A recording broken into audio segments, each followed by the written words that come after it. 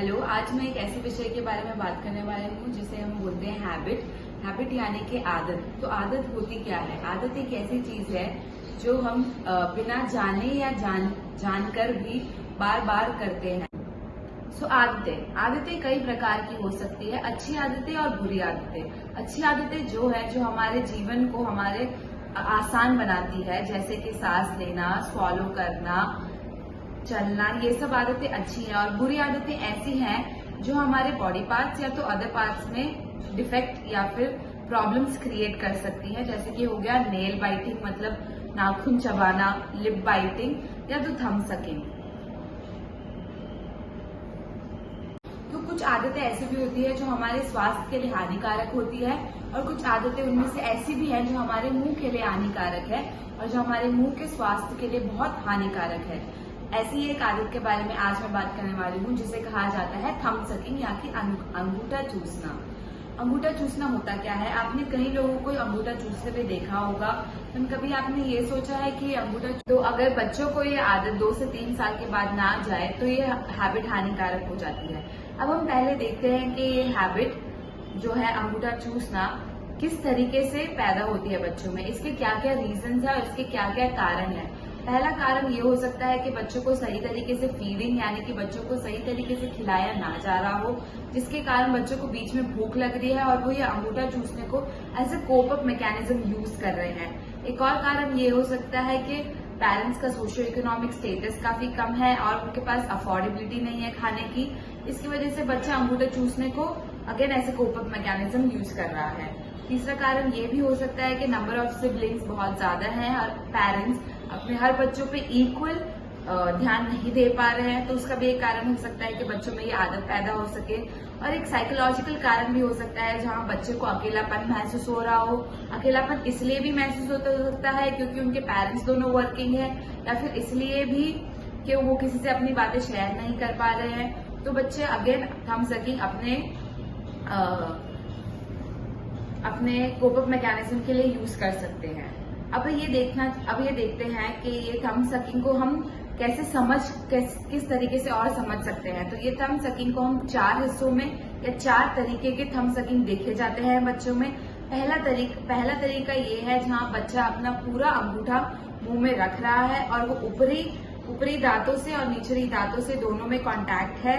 और दूसरा तरीका ये है जहां अंगूठा तो पूरा अंदर है पर वो ऊपरी हिस्से जो कि बोला जाता है पैलेट को तो टच नहीं कर रहा, हम दोनों दांतों को टच कर रहा है, ऊपरी और नीचे दांतों को।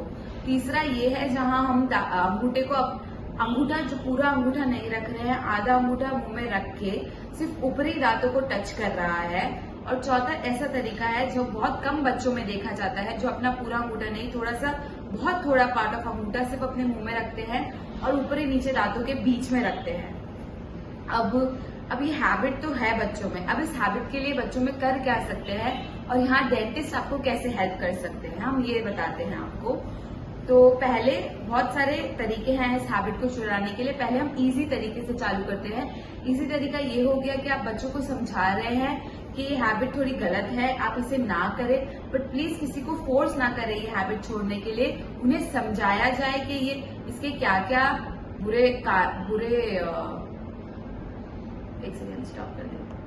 इसके क्या क्या बुरे आसार हो सकते हैं। तो दूसरा तरीका ये हो सकता है कि आप अंगूठे पे नमक, मिर्च या ये सब का इस्तेमाल कर सकते हैं, जिससे बच्चा जब अपना अंगूठा अपने मुंह में रखे तो उसे वियर्ड सेंसेशन या वियर्ड टेस्ट हो, जिससे उसे लगे कि उसे हैबिट ये नहीं करनी चाहिए बार बार। बट ये तरीका ज्यादा काम नहीं देता, बिकॉज बच्चा अपना हाथ धोकर वापस अपना अंगूठा मुंह में ले सकता है और ये हैबिट नहीं छूटेगी। तीसरा तरीका ये है कि हम थंब गार्ड एक ऐसा चीज है जो अपने थंब पे हमें फिट करना है, और बच्चा जब ये अपना अंगूठा मुंह में लेगा तो वो थंब गार्ड उसके ऊपर होगा, तो उन्हें वो सेंसेशन जो पहले फील होती थी थंब सकिंग करने से, अंगूठा चूसने से, वो फील नहीं होगी।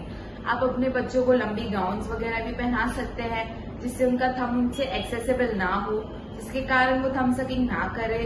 या फिर आप अपने ये सब चीजें 2 से 3 साल के बच्चों में या फिर 3 से 4 साल के बच्चों में जो अपने हैबिट खुद से छोड़ने के लिए तैयार है उनमें करनी चाहिए।